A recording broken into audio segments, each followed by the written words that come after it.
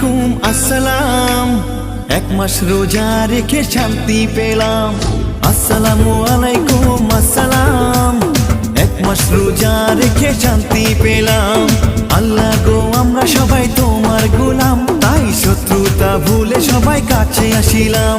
আরে হিংসা ভুলে ভাই চল ফাঁকা মাঠে যাই, মেঘের কোলে দেখতে গিয়ে খুশির সীমা নাই। আকাশে চাঁদ উঠেছে, মনেতে দোলা দিয়েছে।